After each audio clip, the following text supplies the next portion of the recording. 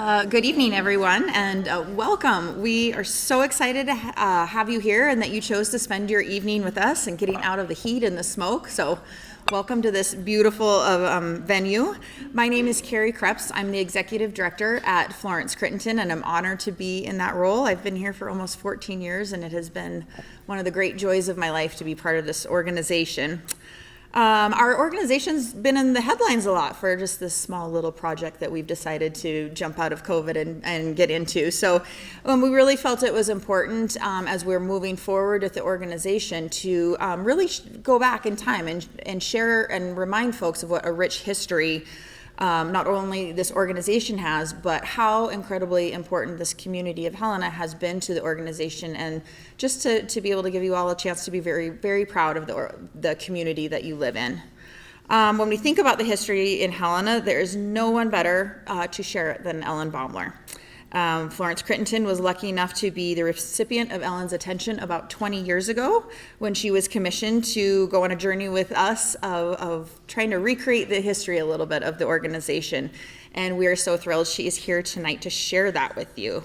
When we asked, of course, Ellen, as always, rose to the opportunity to share more about Helena's history and the organization, and we're thrilled to have her. In case you don't know about Ellen, she earned her PhD in English, Classics, and History from the University of Kansas. She was the interpretive historian at the Montana Historical Society from 1992 until her retirement in 2018. Ellen is a longtime member of the Humanities Montana Speakers Bureau, a 2011 recipient of the Governor's Award for the Humanities, and was co-curator of the Society's award-winning Chinese exhibit, Forgotten Pioneers. She is the author of many books and articles on diverse Montana topics. Her most recent book is The Life of the Afterlife in the Big Sky State, a history of Montana's cemeteries. Ellen is probably best known, I would say, in Helena in the surrounding area for her famous Haunted Helena tours in the fall. If you've never done it, it's an absolute must. A master storyteller, a curious researcher, and a thought-provoking presenter, please help me welcome to the stage Ms. Ellen Baumler.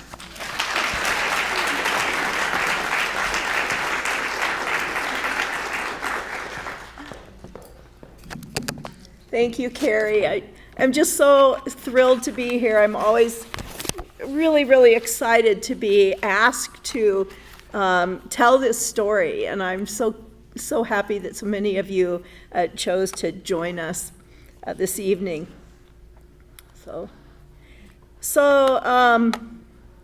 In 2000, man, it was a long time ago, Pat Seiler, who was then the executive director of Helena's Florence Crittenton home, asked me to compile a history of the home, and at the time, the staff really knew very, very little about the origins of the home or its place in the national context.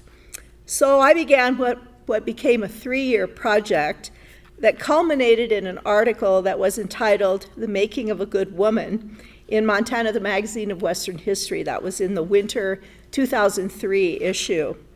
This program is an updated extension of that study. I later went on to add this lecture to the Speakers Bureau and took it across the state, but that was also a pretty long time ago. So this is rather an updated version. Most of the historic photographs that you will see come from the home's private collection. A few of them are courtesy of Lila Schroeder Anderson through her friend Judy Johns, who generously loaned me Lila's photo albums. Both of these women have since passed away, but Lila does figure in the Crittenton story pretty prominently, as you will see, and her albums helped fill in some notable gaps. Let's see if this is going to work here. Oops. There we go. When I had the privilege a few years ago, many years ago actually, of presenting a shorter version of this program to the National Florence Crittenton Foundation Board, they told me that, to their knowledge, no one had really done an in-depth study of the history of the organization. So it was an important idea that really did prove a long-time challenge for several reasons. You can probably imagine why, but little historical research has been done on the evolution of social services in Montana. And actually, I have to say, what has been done mostly has been done by me. But the investigation poses a problem to the historian, especially because the anonymity that Crittenton requires, prohibits, to some extent, tracking those who actually benefited the most from the services. And certainly adoption records are not public domain. So while I could find names that I could, trace through the census and public documents and that, I kind of felt like it was invading privacy to do so too closely. So the project proved to be important and really challenging, for those reasons. Its relevance to Montana as a place, Montana had a place in the national movement is really an important idea, and its role is, I think, a facet that is very little discussed in Montana's women's history and Helena's women's history too. So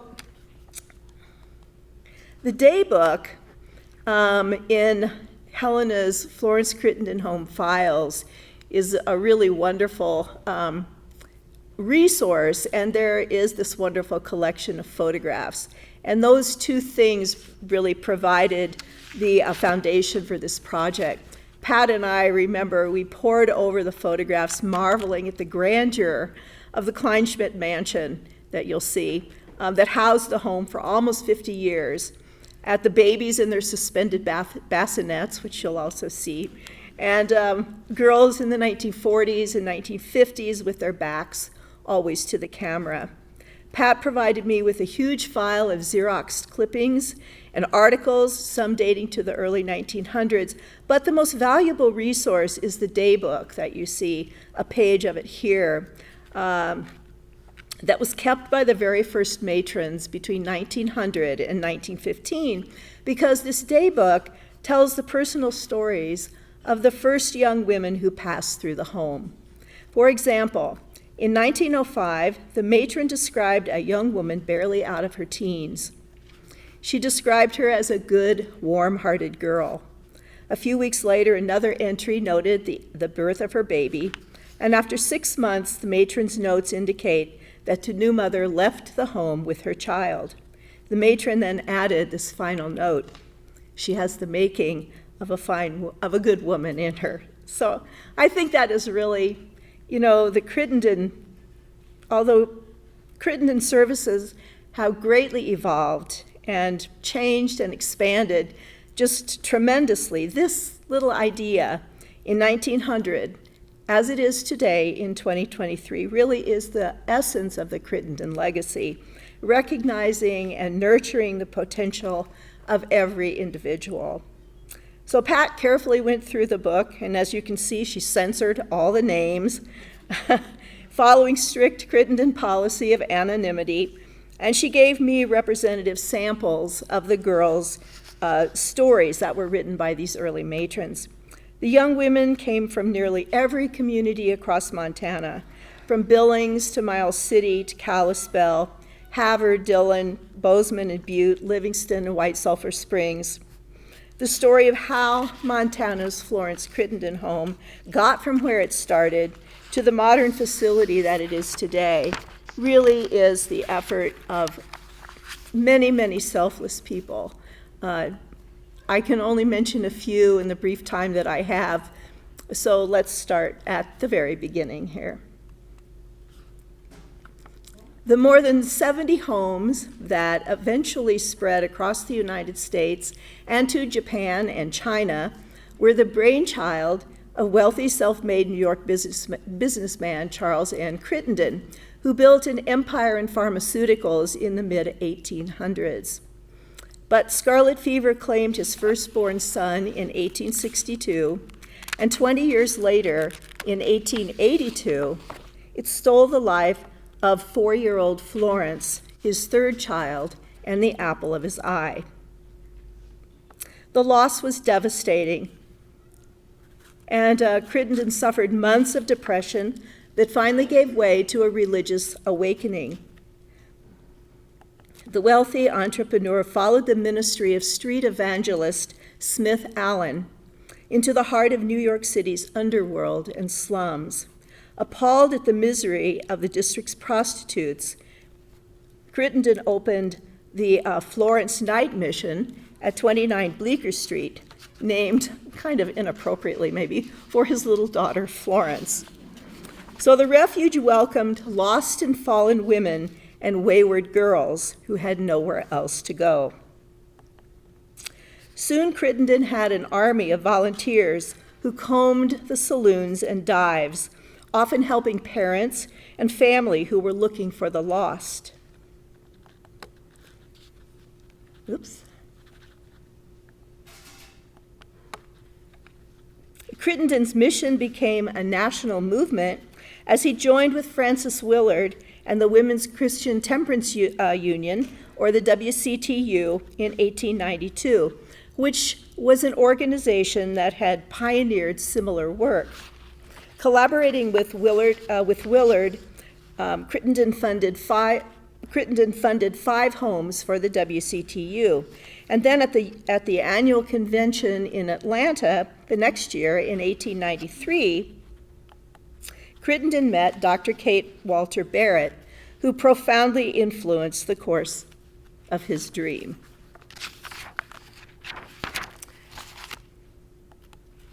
As Reverend Smith Allen's preaching was directed at fallen women, Crittenton also took up that focus. Dr. Barrett then refined the direction and became Charles Crittenton's partner and successor, and it was she who placed the emphasis on young, unmarried, pregnant girls.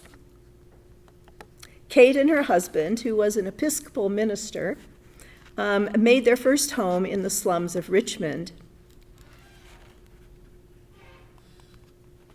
Richmond, Virginia, where the Reverend had his parish.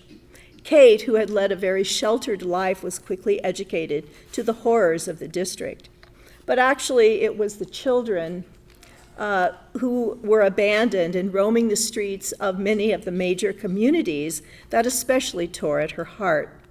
Dr. Barrett later founded a rescue home for unmarried pregnant girls in Atlanta with financial aid from Charles Crittenton. She believed that educating society was the key to successful rehabilitation and sought to educate herself to better help others. Kate was the mother of 5 young children of her own when she graduated from the Women's Medical College of Georgia in 1892. Dr. Barrett and Charles Crittenton formed a partnership to found the National Florence Crittenton Mission, incorporating in 1895. By 1897, 46 homes across the country were engaged in the work of reclaiming unfortunate women. By 1933, there were 70 homes that spread across the nation. Crittenton's initial focus was upon prostitution, but Dr. Barrett's involvement brought an emphasis on young, unwed, expectant mothers. The homes were Christian and parental in character and encouraged young mothers to keep their babies. They provided support, medical care, and housing for mother and newborn for 6 months or longer while the mother became self-supporting. On April 9, 1898, President William McKinley signed a special act of Congress granting a national charter to the Florence Crittenton Mission. It was the very first such charter that was granted to a charitable entity. Charles Crittenton spent his time traveling in a private rail car that he called Good News.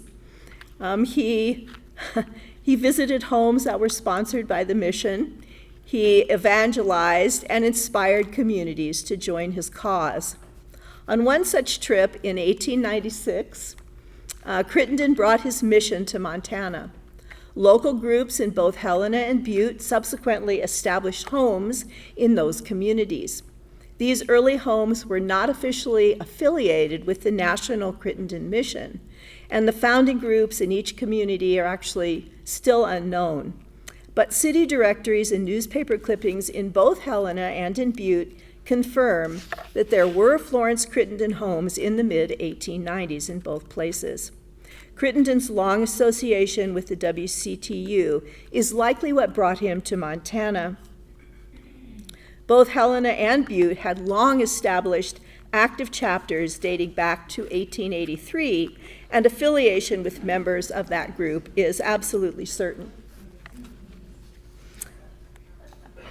Evangelists like Dr. Dio Lewis and the famous Carrie Nation were popular speakers who came to both Helena and Butte during this time period. The book that was kept by the Helena matrons shows that many young women came from Butte. As Montana's largest urban center, with a population dominated by men and a huge red light district that they love to advertise, as you can see, women who came to Butte seeking employment sometimes ended up in places where they didn't really want to be. Such women in trouble had no place to turn.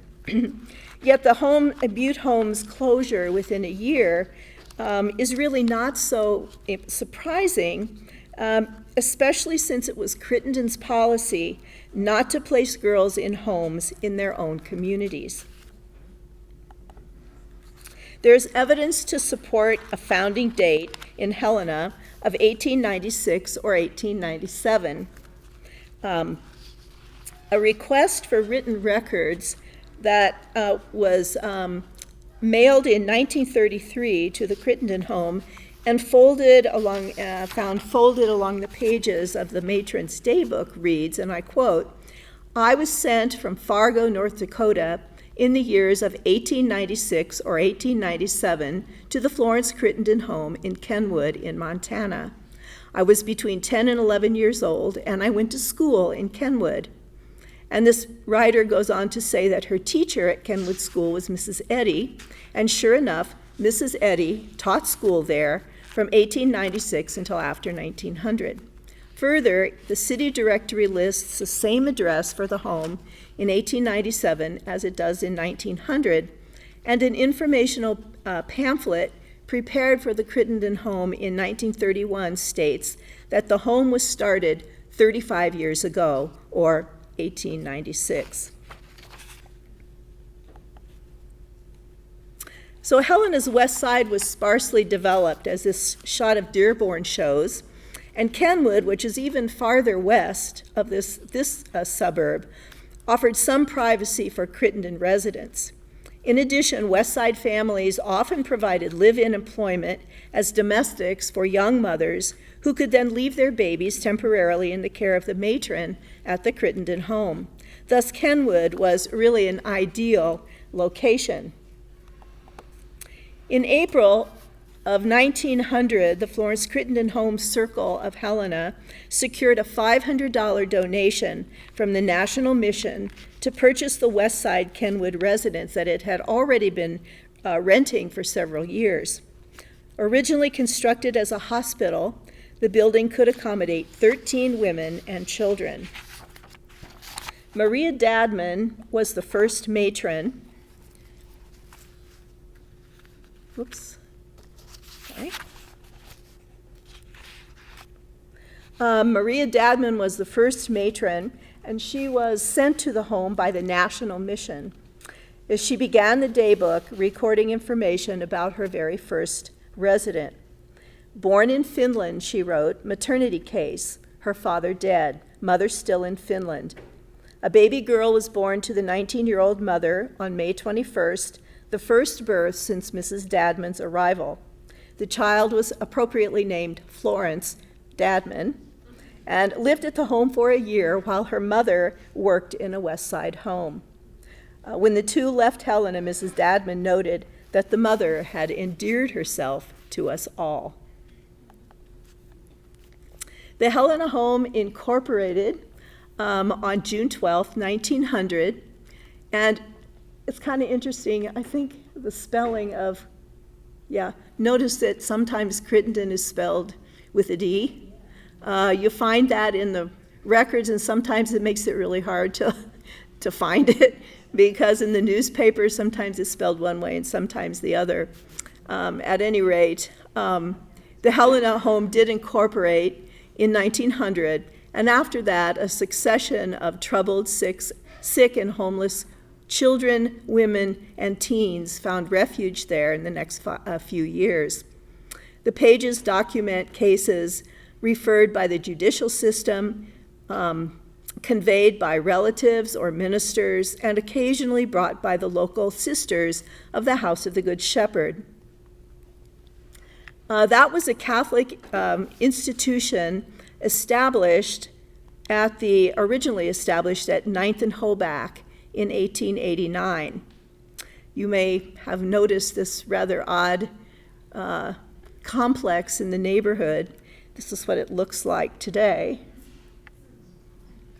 The complex moved from 9th and Hoback in central Helena to Kenwood in 1909, and the address was 1900 Flowery. They were very close neighbors to the Florence Crittenton home. Today, just for your information, the gymnasium is now St. Andrew's School, and that's the only piece of the House of the Good Shepherd left of that complex. It did operate, the House of the Good Shepherd operated until the 1960s out in Kenwood. So Sister Mary Euphrasia was the founder of the order in France, and the purpose of it was to convert sinners, that is, prostitutes, to a better way of life. The order spread through Europe and into North America in the first half of the 1800s. Residents under the sisters' charge were called penitents, and these included women wishing to reform, reformatory children, and children committed to the nuns' care for preservation. But they did not accept pregnant girls or women, and so that created this reciprocity with the Crittenton home. So a small colony of 5 sisters and 1 girl arrived in Helena from the convent at St. Paul, Minnesota in 1889, and they came at the invitation of Bishop John Brondell. Brondell was concerned about the wild and wicked mining camps and young girls who might be attracted to the prostitution that almost every Montana community supported. So he hoped to prevent young girls from going astray. The relationship between the non-denominational Crittenton home and the Catholic sisters long endured. It's a great photograph of them all together, the board members of the Crittenton home and the nuns of the House of the Good Shepherd. Throughout the history, the Crittenton home in Helena has been unique to Montana in its purpose and its broad acceptance of young women, of their babies, and their children. Pregnant residents paid a $25 maternity fee if they could afford it, but the home refused no one. The first board president, Isabella Kirkendall, if you know your Montana history, she was married to Hugh Kirkendall, who was a very well-known teamster and brought the heavy beams that built most of our industrial buildings here. Anyway, she was a charter member of the WCTU, and she and the Crittenton board secretary, Anna Boardman, both were West Side residents. Sometimes they paid maternity fees out of their own pockets, and they often walked out to the Kenwood home to help the matron with household chores. So in December of 1903, Dr. Kate Barrett came to Montana to answer Great Falls' plea to establish its own Crittenton home. But like Butte, Great Falls was an urban center with a need for Crittenton services. Dr. Barrett argued that her organization had all it could do to keep the Helena home maintained, and it was not Crittenton policy to place girls who desired reform in their own communities. But Dr. Barrett promised to send an affiliate to help establish a Great Falls circle. Such a circle, she said, will look out for fallen women who desire to lead better lives and will enable them to secure admittance to our Helena home. So Florence Crittenton home circles, already active in Helena and Butte, then formed in Great Falls, Anaconda, Miles City, Billings, and other communities across the state. The book records many girls referred by these local circles. When Lena Job Cullum came from Marysville to become matron in 1907, she was the last of nearly half a dozen matrons who preceded her. It marked a turning point in the home's history for sure. Mrs. Cullum brought her own daughter, Georgia, and her aging mother, Faith Job, to live with her in the Kenwood residence. She brought also a strong sense of family, a homey atmosphere, and stability that distinguished her 38 years of dedicated service. The old frame house in Kenwood had hardly any furniture, was lit by coal oil lamps, had pine floors that were so splintered they all spent a good deal of time picking splinters out of the baby's knees and bottoms. And this photograph is the only historic one that I have found of that first residence, and it does come from Lila Anderson's collection.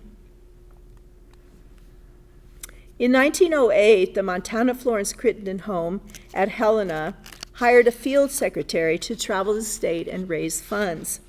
The home received no financial assistance beyond maternity fees. Each year, the circle then organized a harvest shower for things like pillows, sheets, and blankets and towels. Local stores ran sales of these staples for the event, and then guests would arrive at the home with the needed items. Well, in October of 1909, Charles Crittenton visited Helena. Tickets like this one were issued, and 200 attended his lecture at the public auditorium. Note the fine print at the bottom, no children under 12 admitted. His Helena visit came just a month before he died. Mrs. Cullum remembered him as a heavy-set man with a bushy mustache. He was very satisfied with the Helena home and spent his time singing with the girls. He had such a good time that they could hardly get him to stop long enough to attend his own reception. Following Crittenton's death in 1909, Dr. Barrett succeeded him as president of the National Mission. The household of the Helena home in 1910, according to the census that you see there, included 7 children under 2, 16 young women between the ages of 14 and 26.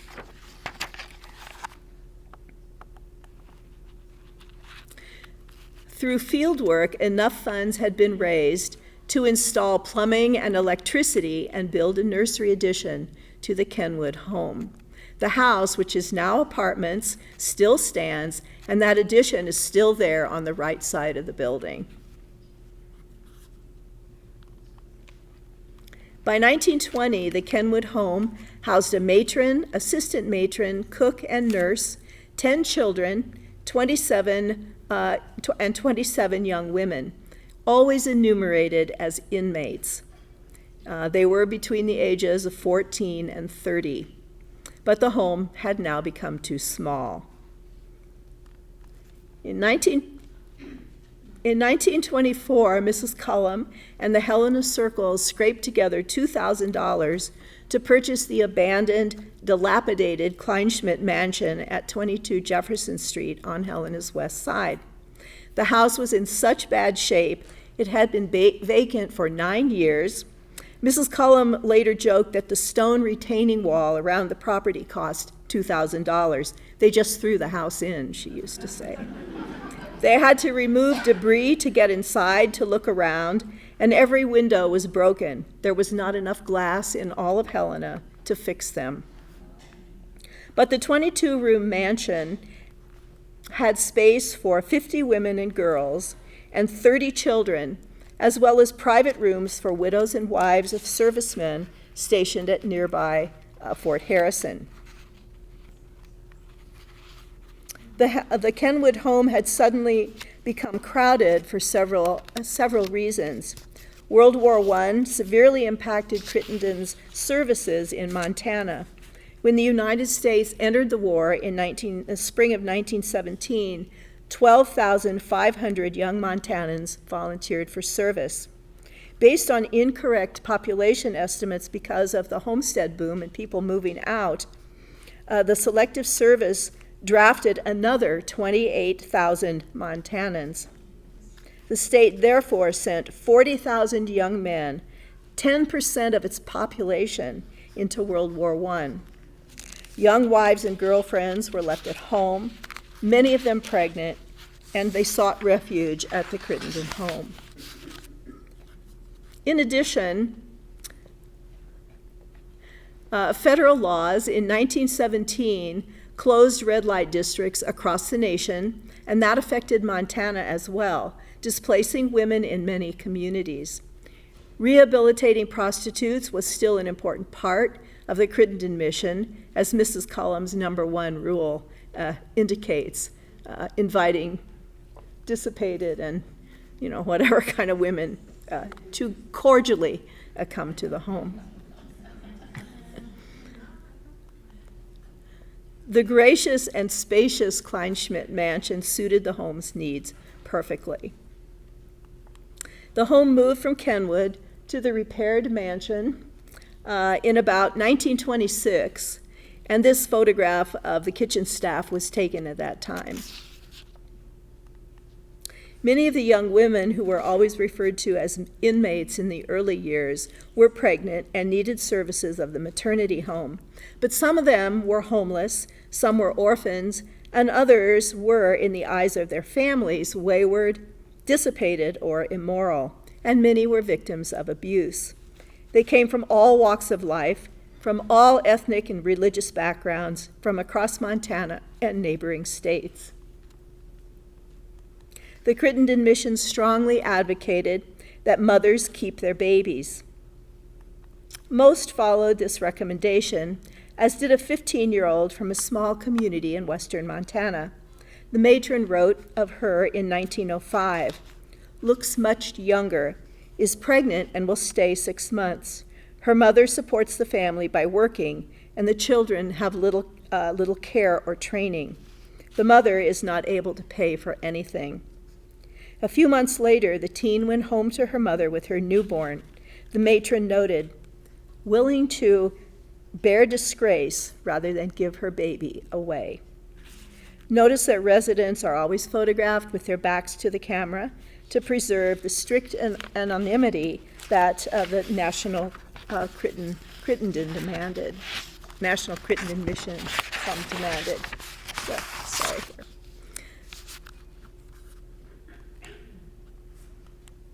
So times changed, but the stories recorded in the daybook are timeless. During Mrs. Cullum's long tenure, she saw hundreds, even thousands of cases, some with the best endings and some with the very worst. Among her first cases was a 15-year-old who came to the home in 1908. Sent by humane officials, Mrs. Cullum wrote, "Most appalling, her brother, 22, being the father of her child. He was sent to the penitentiary for 15 years. Well, unfortunately, the girl showed signs of consumption and was taken to County Hospital, where she died 4 weeks later. The book records other cases of incest, stillborn babies, and mothers who died at childbirth. Many of these casualties were buried in the Crittenton plot in the unmarked section at Helena's Benton Avenue Cemetery. Others were interred at Forest Vale. But for every sad ending, there were successes too. Among the many girls who came to the home who were not pregnant was a 17-year-old whose mother had died. Mrs. Cullum wrote on July 2nd, 1908, "She had been keeping house for her stepfather, but the Masons thought it wise to send her here, as she did not wish to go to the Masonic home in California, where her little sister and brother were sent. She is a bright, cheerful girl and willing to work." And then another entry notes, "She's an exceptionally good girl and has made many warm friends outside the home by her good conduct."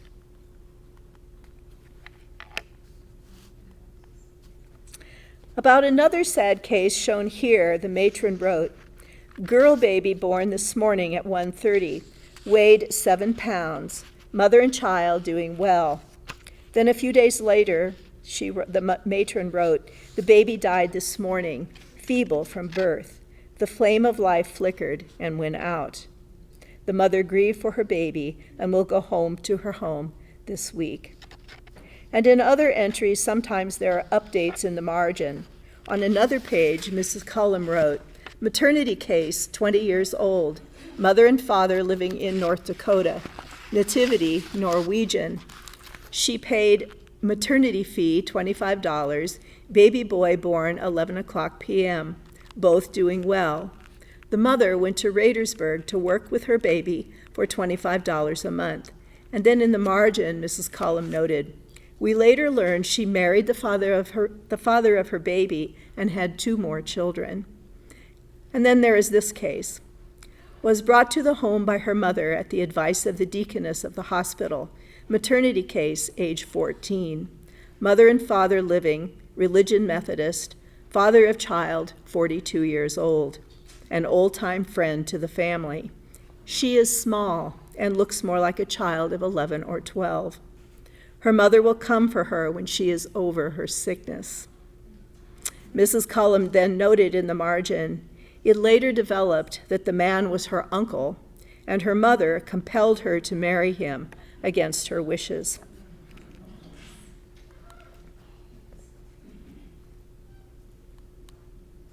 By 1931, the home at 22 Jefferson was a major institution, averaging 67 residents, as these statistics indicate, including a number of staff.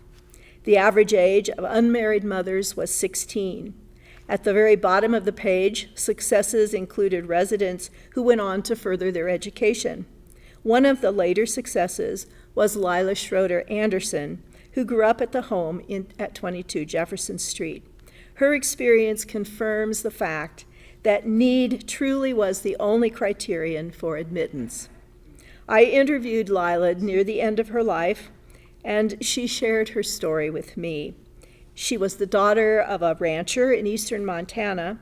Her mother had died, and then her father was unable to care for the large family. She was the third of 6 children, and the only one among all her siblings who were sent to the Montana Deaconess School, which was out in the Prickly Pear Valley in Helena. The home, although a private Methodist boarding school, accepted children whose parents had died or who were unable to care for them. The staff at the home immediately recognized that Lila was the product of a busy ranching family, and she could manage tasks that other children couldn't. So Lila says she was put to work right away, and 4 hours later, homesick and miserable, she decided to run away. You might recognize this only remaining campus building from the Montana Deaconess School that's out on Sierra Road at Montana Avenue. At any rate, Lila tearfully told me that Lena Cullum was en route to a meeting at the school. And Mrs. Cullum noticed 10-year-old Lila, her meager belongings in a pillowcase, marching down the sidewalk. So Mrs. Cullum stopped to inquire what the youngster was doing. "I will get to my brother somehow," Lila answered. And Mrs. Cullum opened the car door, invited the child to get in. Mrs. Cullum squared things with the Deaconess School so that Lila could stay at the Florence Crittenton home. Mrs. Cullum gave her the office as a bedroom, and Lila took on household responsibilities.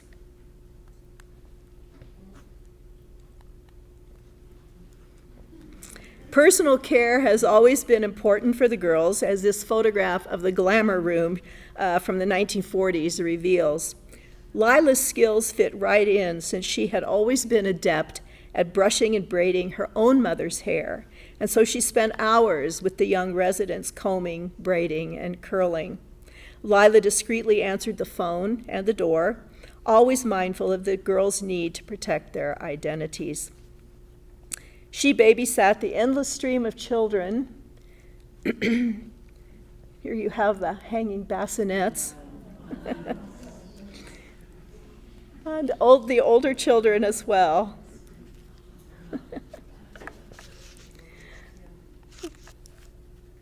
Lila helped in the kitchen, and sometimes she even helped the girls her own age through hours of labor in the upstairs maternity hospital.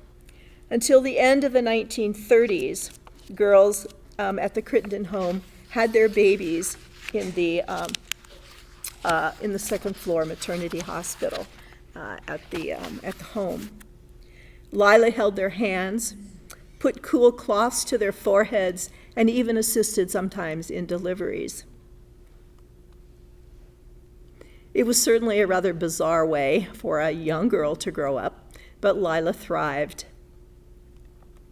Lena Cullum saw Lila through elementary school and an active 4 years at Helena High School. In 1935, school was interrupted when earthquakes rocked the area. The home did sustain major damage, but it was repaired. And when Lila married in 1942, it was Lena Cullum who gave her away on her wedding day. The parental emphasis that characterized Helena's Crittenton home in the 1930s and Mrs. Cullum's nurturing provided Lila and every other girl who walked through the doors, regardless of their circumstances, a real home. Lila went on to put her skills to work. She owned her own business and served as the president of the Montana State Cosmetology and Hairdressers Association.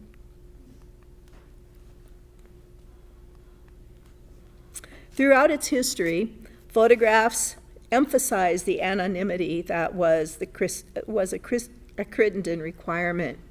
Mrs. Cullum welcomed each girl into the home, treating her as an individual with a future.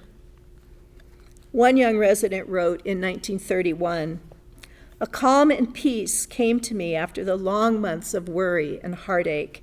I shall never forget how the matron took hold of my arm and walked me to the parlor. Her touch poured strength and courage into my soul." During the first 3 decades, many mothers kept their babies as the Crittenton mission advocated, but not all of them made that choice. Tucked into the daybook is a letter from an adoptive mother who wrote in 1931, her 18-year-old son had been born at the home and needed a birth certificate to apply for a passport. "He's a fine fellow," she wrote. "He made good in school and is quite well balanced. We taught him that he was adopted so the knowledge would never shock him."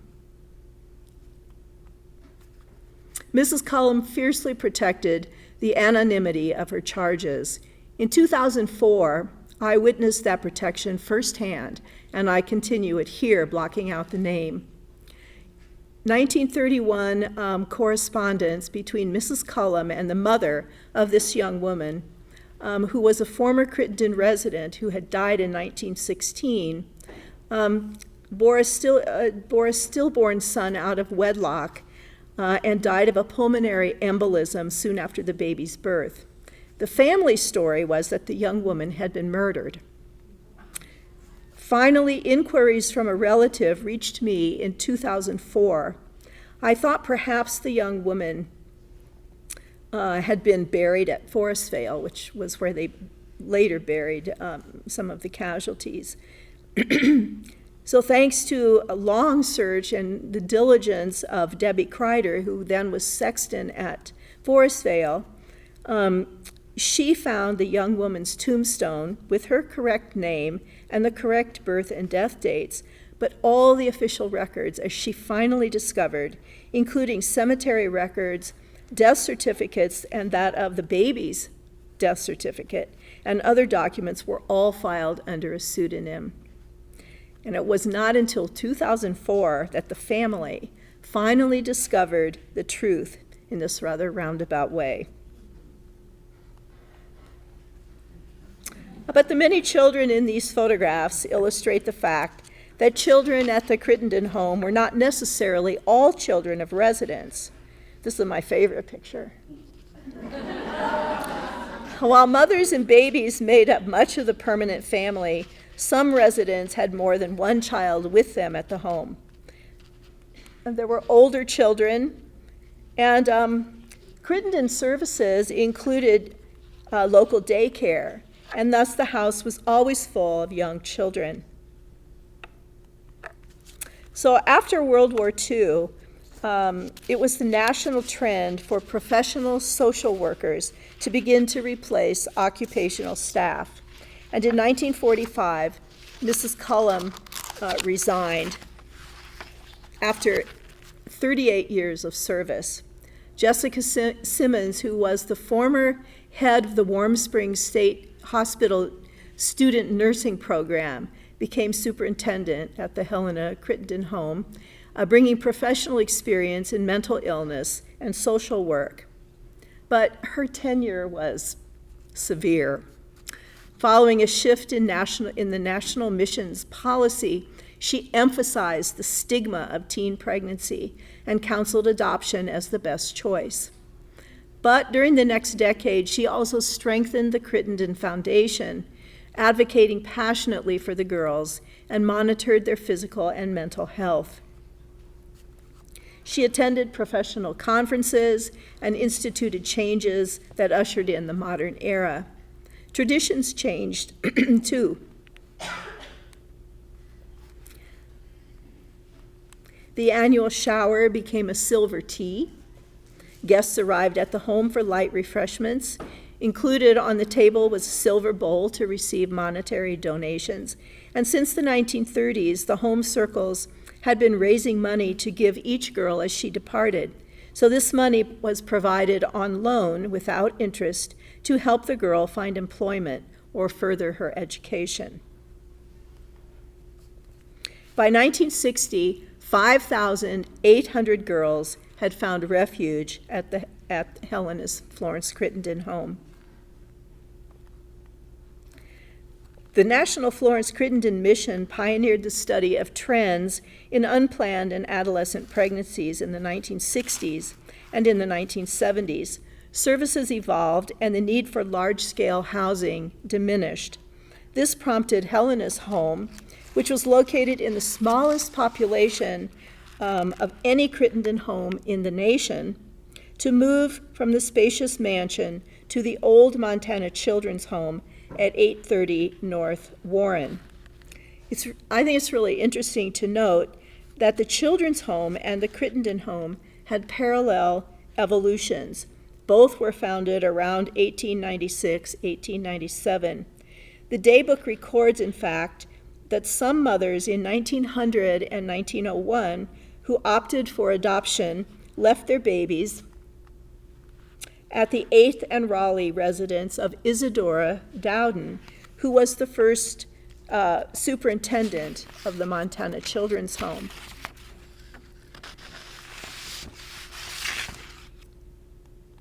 When the Crittenton home then moved to the former Montana Children's Home, these parallel organizations, at least the remnants of the Montana Children's Home, merged with the Crittenton home.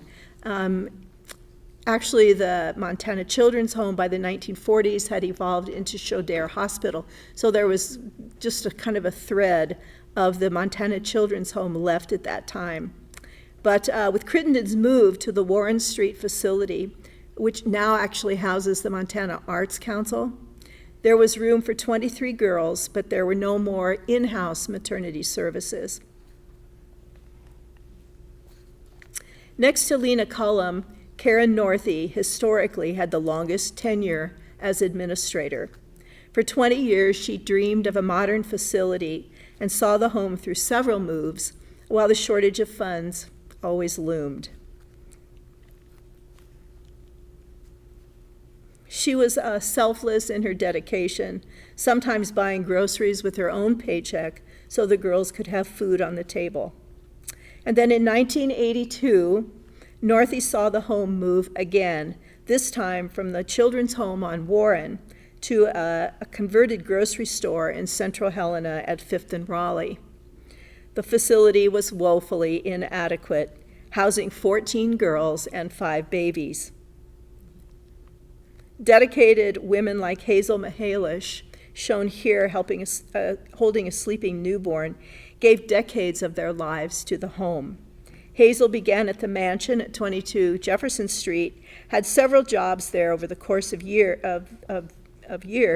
and ended up as a volunteer with the babies. She's a wonderful example of the many others like her who gave and still give their time so freely as volunteers. In 1992, Karen Northey rejoiced when the cornerstone of the 5th Crittenton home at 901 Harris was laid. Karen passed away in 1993, and the first residents moved in 2 years later. Of the 5 locations Helena's Crittenton home has occupied, all remain standing except the Kleinschmidt Mansion, which burned to the ground in the late 1980s, a victim of arson.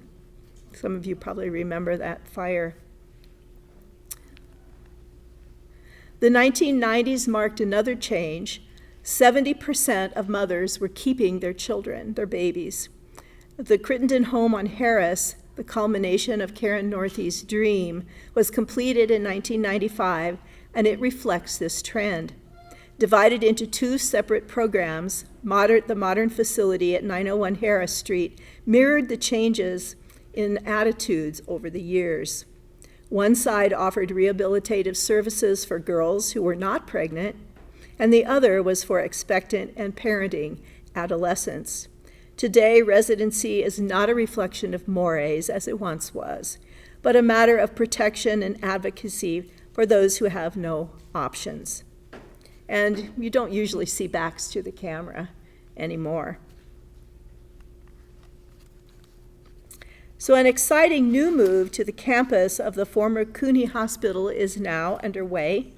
The site at the end of Cooney Drive was originally the county poor farm, which was established on this site in 1871.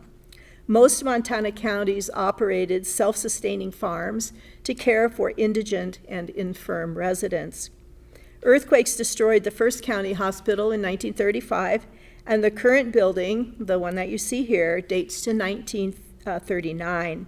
It operated as the county hospital until 1961, and then it became a convalescent home until 1984, and then it was vacant into the 1990s. Finally, the lovely complex was restored for use as offices and placed in the National Register of Historic Places in 2002. But now, under renovation as Florence Crittenton's new 6th home, it will reflect the greatly expanded services of this historic and vital organization. For more than a century, dedicated workers in Montana have perpetuated the Crittenton legacy, touching young lives and influencing generations. Discovering this history, for me, has been a real learning and enlightening experience.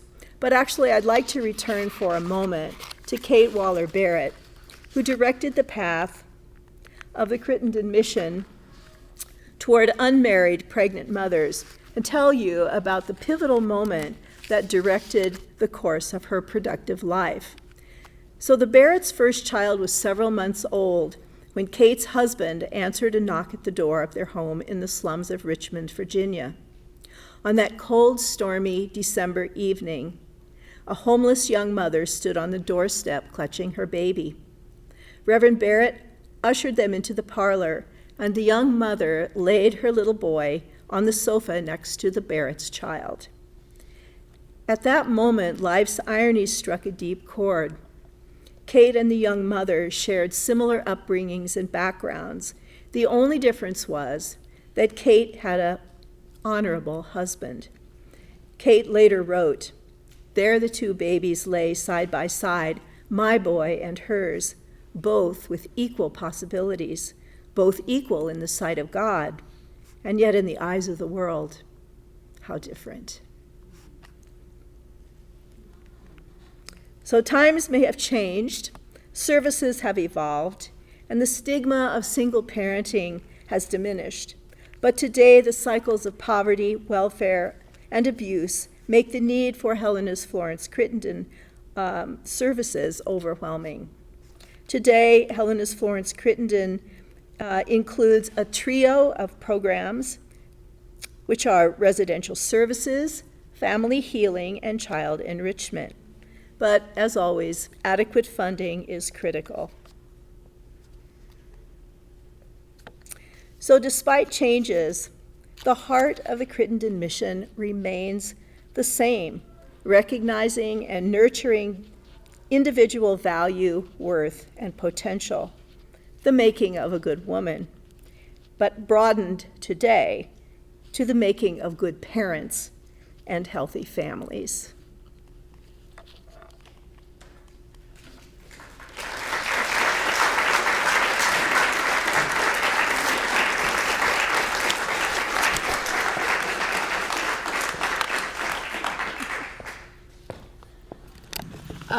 Just another quick round of applause for Ellen. It's just so amazing the work that she has done. I've done this presentation a few times with Ellen, and it's really hard to follow her. She's a tough act to follow. I'm usually crying by the end. I did pretty good this time. Ellen, thank you for your incredible depiction of over 125 years of Florence Crittenton here in Helena. As you can imagine, the storied past of helping our state's most vulnerable families. There's a great sense of pride for all of us that are involved in the organization and can be part of this incredible history. Speaking of our staff, as Ellen's presentation, depicts so well, the staff is really where the magic came from, the never giving up on these women and these children and never giving up when times are really hard. And I would like to take just a very short minute to ask our current and former staff and board members if you would just stand up for a really quick second and be recognized, and I will point you out. I will call you out by name. And just to say thank you for your, So thank you for what you do. We're so grateful. We couldn't do this work without you. Staff, I would like to be referred to as matron from here on out. Heather, you're now the field secretary. I think we're bringing back some of these titles, so. It's always astounding to me to listen to this presentation and to hear from Ellen, and really it hits home for me the stark similarities between what was happening in 1896 and what is happening today, and how we still face some of these societal challenges that we face, and yet we never have given up on these families. Kate Waller-Barrett's quote has, since the day that I got here, always stuck with me. Two babies lay side by side, equal possibilities and equal in the sight of God, and yet in the eyes of the world, so different. I think for those of us that work in this world, we can see that so greatly, and it really is what fuels us.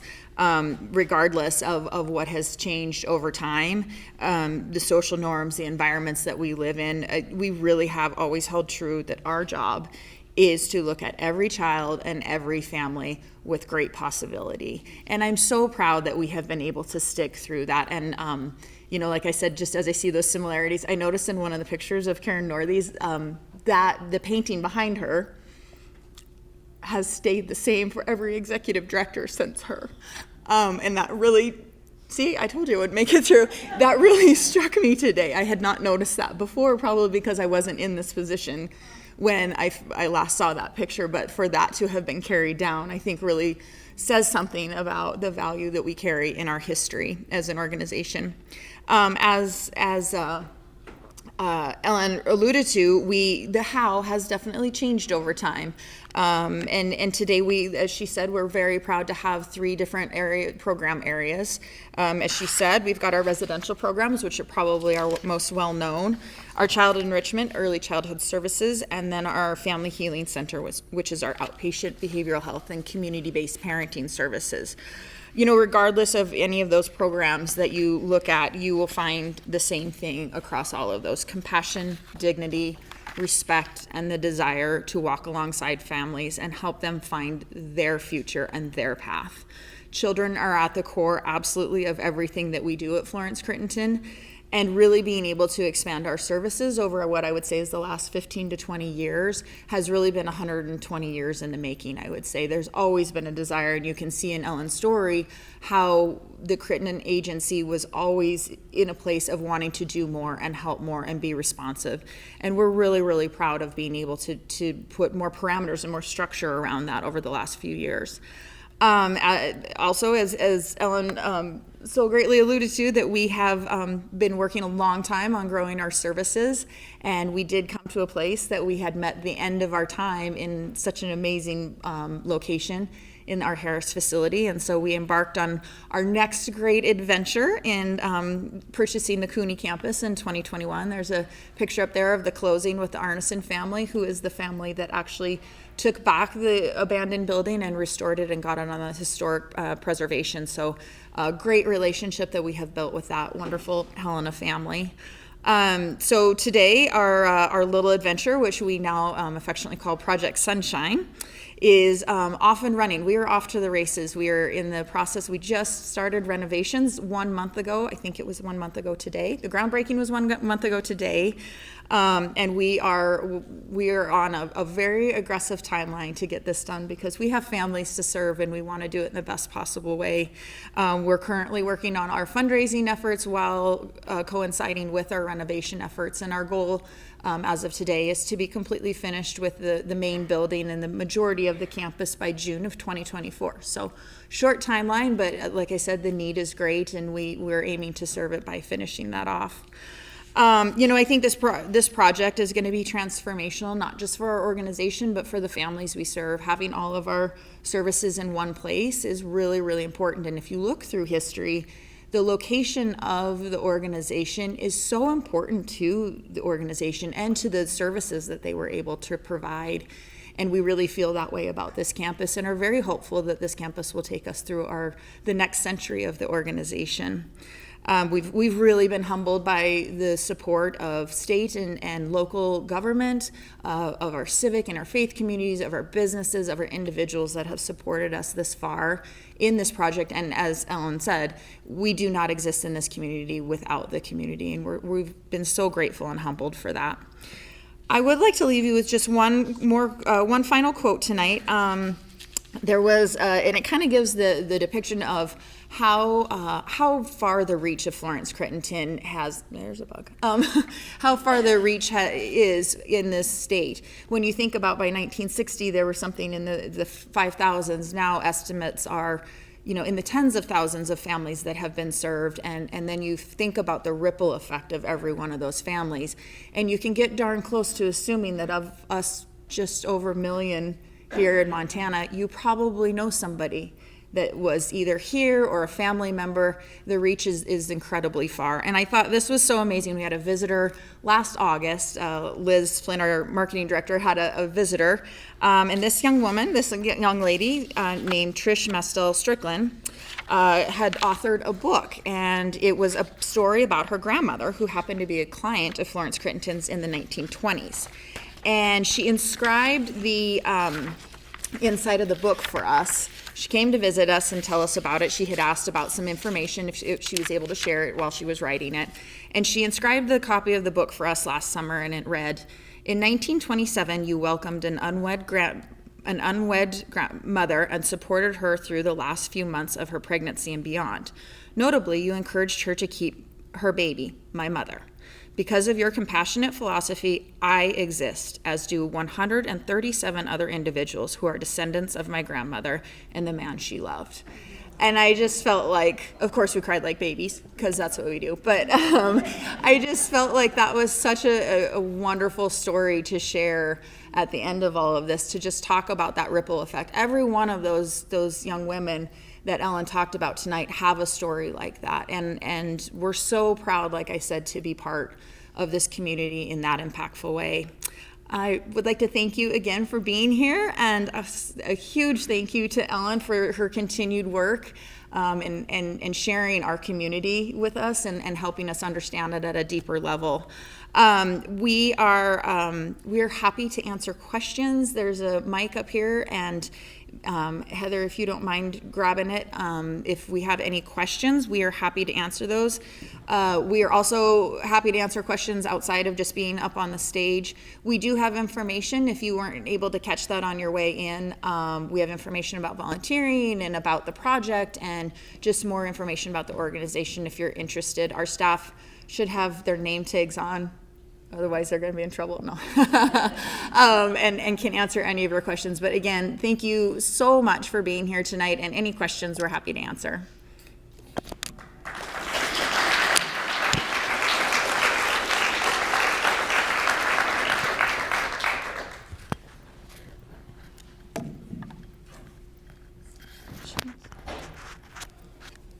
Any questions? Oh, yep, right there. Heather?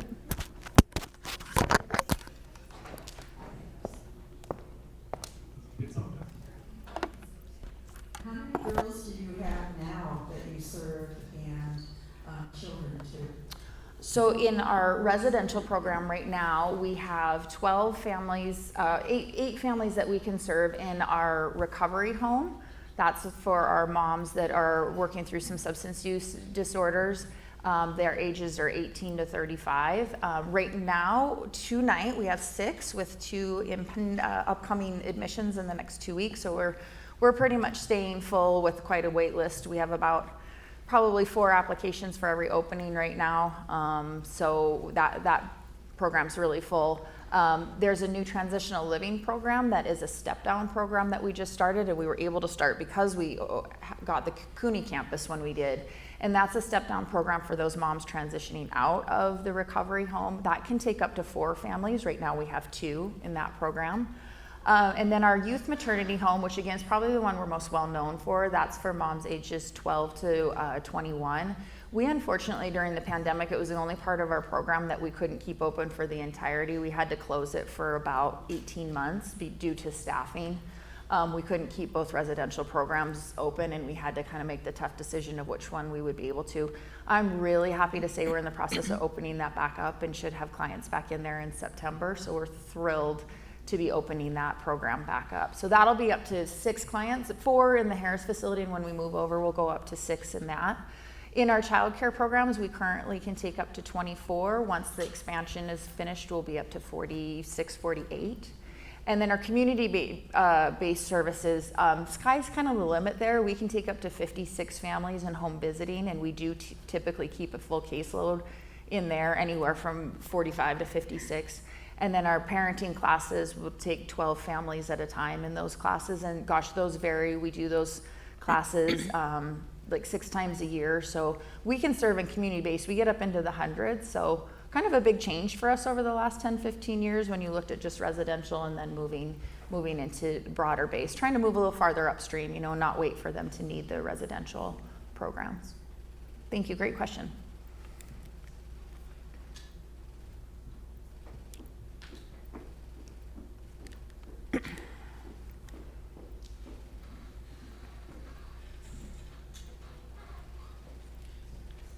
You said that the completion would be in the summer of 2024.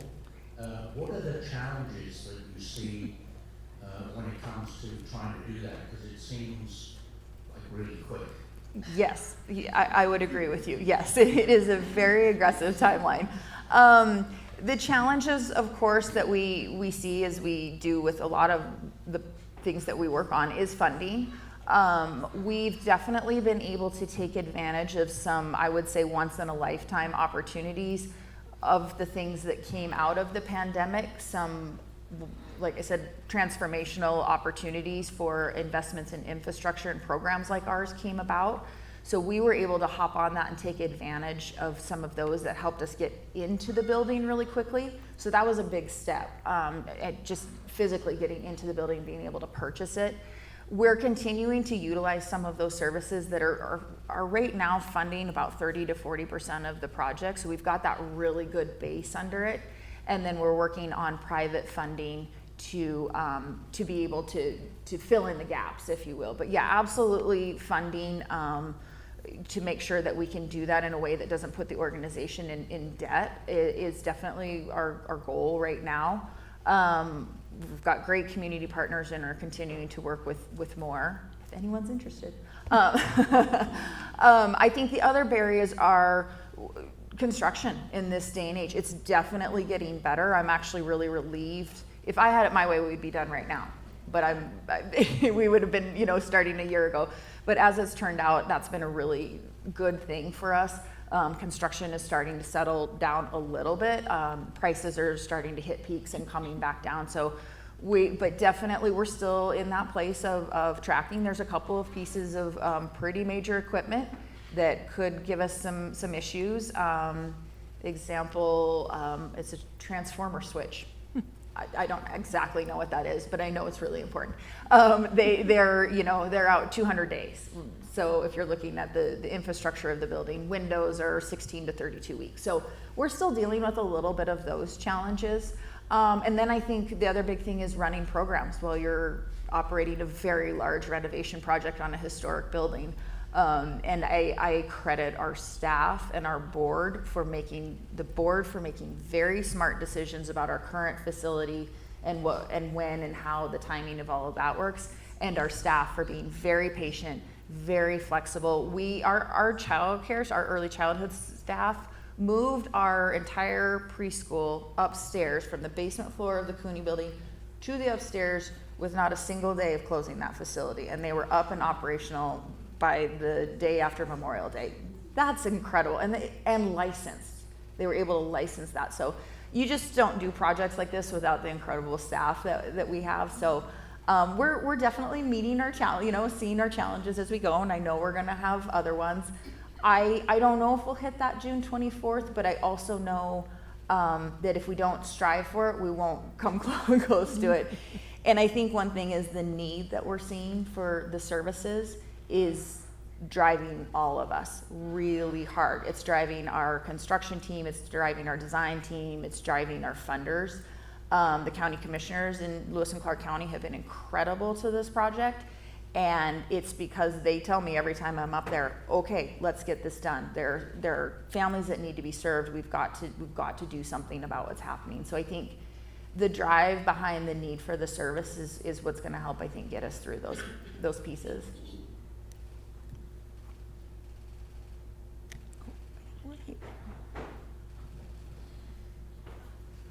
I'm just wondering what are the plans for the existing building?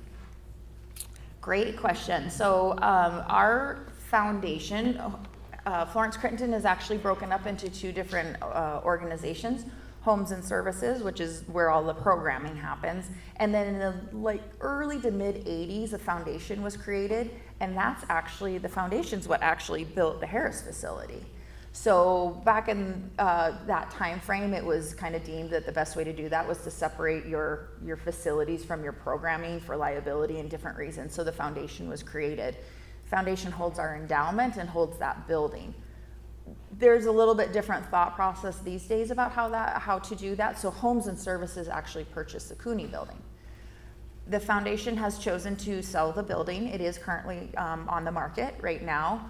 With the parameters that it's required to do a lease back, so we will not have to upset any residential services in that sale. We will not do that. So we're working on a timing. It's a balance of when the sale for that building would happen. It's been of incredible interest in the community. We've had a ton of interest in the building, which is great because it's a great building in the location. So the foundation will sell that building at the point where they can get a good sale.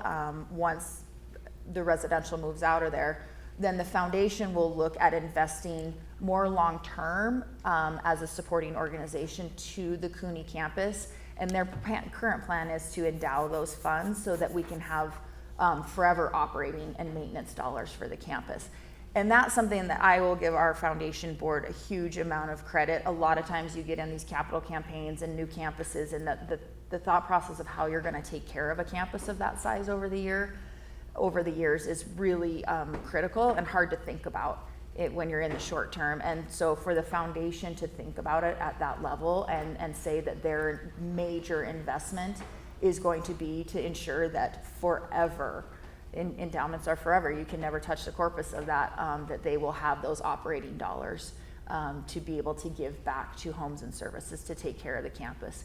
When the whole big picture of the business plan of all of this is said and done, if you look at the financial side of it, it equates to about a $200,000 savings every year for the organization and operations when we get over to the Cooney campus. So again, I credit our board, both boards, for making really very intelligent and long-term business decisions. And I think they will have a very good legacy that they will have ahead of them because of some of the decisions that they've made. I'm just driving this ship. I'm listening to them.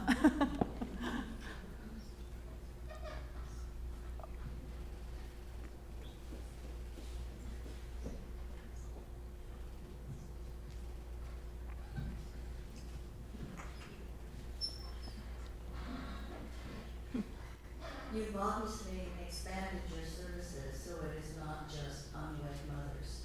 So what are the other parameters for those services? Yeah, it really depends on which program that you're in. For residential, that recovery home that I talked about, those parameters, a little bit of an age parameter, mom's 18 to 35. But that's not the part we're concerned about. That's a licensed program, so they have to have a specific diagnosis in that program for a substance use disorder. As we've learned over time, substance use is a long-term disorder that we need to treat as we do, diabetes and different things. So that's a diagnosis-based entry into that program. There's some priorities that we will take, maybe a mom that's actively using or that is pregnant. We really try to look at those situations. Our admissions team very closely looks at that to make sure that we can take care of a mom that's in that situation, because they're pretty intense needs that they have. And then in our youth maternity home, it's pretty broad, other than just it truly is, as it says, the youth maternity home. So moms ages 12 to 21. And we do everything we can to not have a lot of parameters other than pregnant or parenting and in that age range.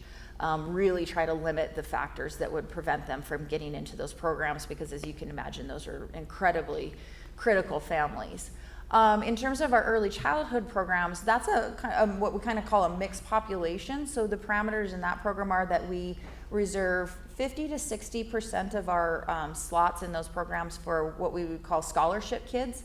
So that would be families that meet a moderate to low income, and they are eligible for Best Beginning scholarships. And then the other 40 to 50% of those slots are for just community members that need childcare so they can work and go to school and do all those things. It creates a really incredible environment for those children and those families. I'm really proud that we can keep that, and it's been great to work under that. That's actually been the case in our childcare programs for decades, probably 40, 50 years. That's actually been the case with the childcare programs.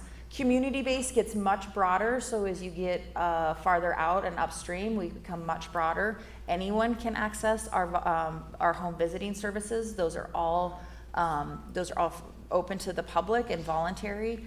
Same with our parenting classes. We run those in conjunction with the school districts or with PTOs, or you can just pay. We have a sliding scale for those. There's no requirement for entry into those community-based programs. It's just, would you like some support with your family, and try to really encourage families from any situation to utilize those programs. So again, we try to keep our we try to keep our criteria specific where it needs to be specific, and very broad where we can be broad. And we do, in residential, we do still serve statewide in those programs. And as is true from the past, traditionally still most of our families in residential, a good portion of them come from other communities.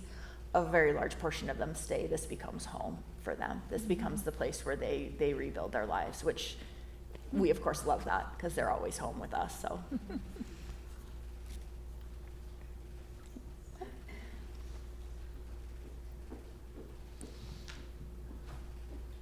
We're putting you on the spot, Heather, to make you walk up and down. Okay, good. So do you work with the YWCA?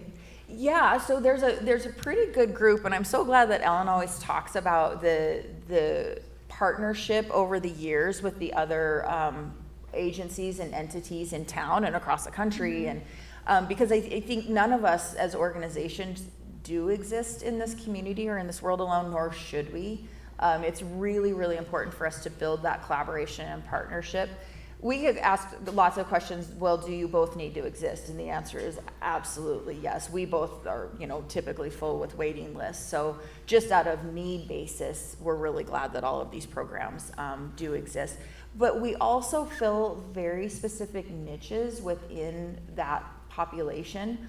And so it's really great to work with the YWCA in kind of sort of passing admissions and inquiries back and forth, depending on what the specific needs are of a family. It can get very, very complex, and so they may have some services or a program that's just maybe one step down from our 3.1 facility, but still need a lot of those services and the housing, and we can refer over to them and make sure that they're getting it. Vice versa, if they have somebody that's like, oh gosh, we're just not able to work at a 3.1 level, that's a little bit higher need, they can do that. We can do step downs back and forth into each other's programs. We're calling them all the time, hey, in Caterpillars, we've got an infant coming in, we're not able to, we don't have an opening for this infant, do you have an opening for an infant? So we really do integrate a lot with each other, probably more so than maybe we even realize. I think we take it for granted. But it's really important to have all of those services in place, and we're really grateful. I know Jen really well, and really grateful to have the relationship with them. Others. Oh, one over here. If we could go back to the history of this part again. You mentioned Gladly. at one point in time that this caught my attention, is that somebody was trying to secure a birth certificate. Were birth certificates not common in those, in the earlier days, like the 20s or 30s? Sometimes, it depended on the circumstances, and sometimes with Florence Crittenton homes, they didn't do birth certificates. They just didn't always do it.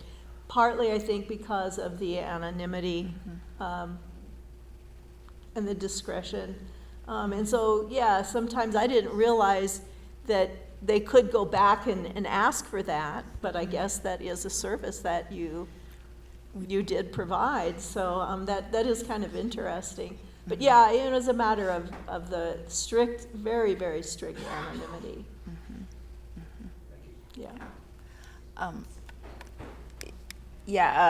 What Ellen was talking about, we still to this day get calls every week for people searching for family members and searching for information, and because of that strict anonymity, while we have a lot of records, we use records management. Obviously, we don't have all those records on site, but have them securely stored. But because of very strict anonymity and privacy laws over the years, a lot of that information we don't have much control over it too. So quite often families will have to use an intermediary to gather that information. And if we can get the appropriate documentation back through those legal entities, then we can pull some records at times.